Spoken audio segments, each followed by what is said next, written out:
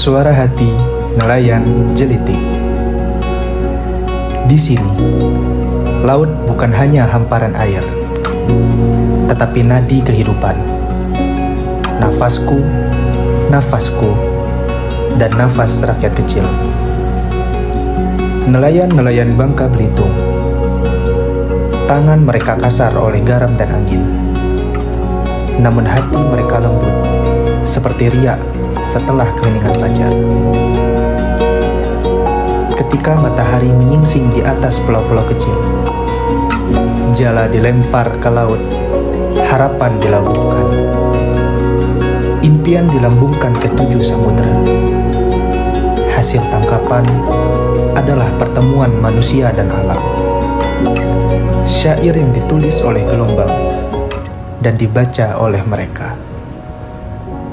Pak Herman, salah satu nelayan di desa Jelitik.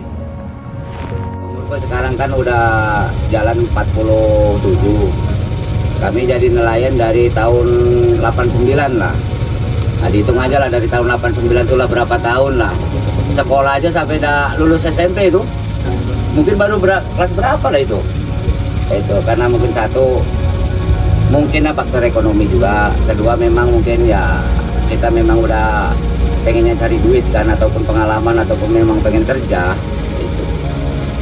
Jadi itulah kadang-kadang kita tidak bisa prediksikan, kita harus menunggu dewasa jadi nelayan itu tidak bisa, tergantung dari niat kita tadi gitu. Kalau nelayan ini deh ya, memang iya sih keluhan-keluhan ini memang banyak, tapi kadang-kadang ini kita ini tidak ditanggapin. Kalau kita ngelaut kadang-kadang nggak tentu juga sih dek. Kadang-kadang kita main tepi sekitar 15 mil dari permukaan kan, dari daratan. Kadang-kadang kita main ratusan mil juga. Tergantung barang yang lagi musimnya di mana. Cuma kalau tangkapan yang jauh itu kita ini kadang-kadang ada kejutannya untuk penghasilan. Untuk penghasilan ataupun istilahnya kan. Cuma ya memang ongkosnya ada kejutannya juga. Yang di tepi paling 3 juta, kalau yang di tengah main 7 juta. Tergantung kemampuan kita lah, kemampuan kita. Dia sih ngelaut berapa lama tuh biasa? Kalau misalnya pergi hari ini bisa semingguan enggak? Bervariasi lah. Bervariasi ya? Kadang-kadang kita sampai seminggu, kadang-kadang juga lebih, tergantung penghasilan. Kalau penghasilan cepat ya lebih cepat lagi kita masuk kan. Kalau memang penghasilan lambat kita bertahan ya mungkin lebih lama. Nengok dari sekitar sini itu kan ada pon-pon juga Bang. Nah, aktivitas tuh mempengaruhi tidak apa namanya abang selama nelayan di sini? Memang di laut. Kalau masalah itu, dek, kita sebenarnya tergantung dari kita yang menyikapi baik lah. Masalah itu, mereka juga istilahnya usaha, kita juga usaha. Katanya, tanah kita tanah surga. Dan mungkin benar adanya. Bukan hanya ikan dan karang, tapi juga mineral, berharga bagi sumber penghidupan. Tambang laut telah menjadi bagian dari perjalanan panjang daerah ini, membawa peluang, tetapi juga menyimpan tantangan bagi alam dan manusia. Di sini, laut memberi rezeki, tanah menumbuhkan harapan, dan angin membawa cerita tentang kehidupan yang tak berhenti. Ia bercerita tentang betapa laut adalah sahabat sekaligus guru. Dari ombak, ia belajar kesabaran. Dari badai, ia belajar keteguhan. Dan dari keheningan laut, ia belajar arti bersyukur. Di sini, tidak hanya para pria yang berjuang di laut, tetapi para wanita juga turut mengambil peran penting dalam menjaga roda ekonomi keluarga. Di tangan mereka, hasil laut berubah menjadi sumber kehidupan baru. Ikan-ikan segar disusun di wadah sederhana. Di balik setiap ikan yang dijual, ada kisah cinta, perjuangan, dan keteguhan hati. Disinilah surga itu benar-benar terasa sederhana, nyata, dan penuh makna. Ibu nih, kalau boleh tahu lah berapa lama jadi ini dagang ikan di sini? Udah belasan tahun, puluhan. Oh, puluhan tahun, Bu. Ya. Oh, kalau boleh tahu ada tantangan ada, Bu? Entah stok ikannya terbatas ataupun selama dapat ikan susah cuaca melaut atau gimana? Bu? Ada tantangannya kalau ikannya pelautnya udah dapat ada ikan. Berarti kalau nelayan balik dari laut langsung ke sini ikan? Pilih ya, kalau di sini terus kita ambil dari posnya. Ibu ini kan udah lama nih jadi pedagang ikan. Nah, itu mencukupi tidak untuk kebutuhan ibu-ibu saya? Banyak. Mencukupi tidak? Alhamdulillah mencukupi. Jangan tidak bersyukur bisa yang kalau anak bisa makan. Kalau untuk bantuan dari pemerintah ada nggak? Kayak bantuan apa gitu ada? Bantuan itu? Kalau bantuan Nggak ada. kalau bantuan dari paper ada berapa Oh, kali? baik. Paper box. Oh, paper dagang. Udah lama sih. Udah lama. Udah lagi sekarang. Kalau dulunya kan pas COVID dulu tuh ada kesulitan kan dulu kan kesulitan apa? Jualan agak sepi. Ah, Kan orang kan tidak berani. Iya. Agak sepi jualan.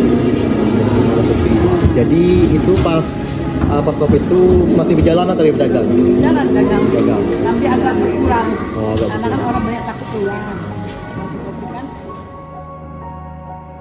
Di mata mereka, laut bukan sekedar tempat mencari nafkah, tapi juga ruang belajar tentang kehidupan. Di balik riuhnya mesin kapal, terdengar lagu-lagu lama. Nyanyian keluarga menunggu di daratan. Harapan menanti ketika jaring terangkat. Laut memberi, laut mengambil. Tetapi nelayan tetap percaya, karena di tiap tetes keringat yang melekat di kulit mereka, terpatri janji untuk menjaga dan menghormati lautan warisan luhur.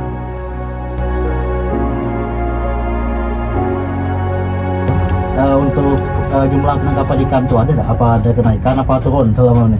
Alhamdulillah untuk tahun ini mantap. Mantap, oh. Mantap teman. Dibanding ke tahun-tahun sebelum. Oh, tahun kemarin saro pernah makan ke saro. Asli tahun kemarin. Tahun ini alhamdulillah nih.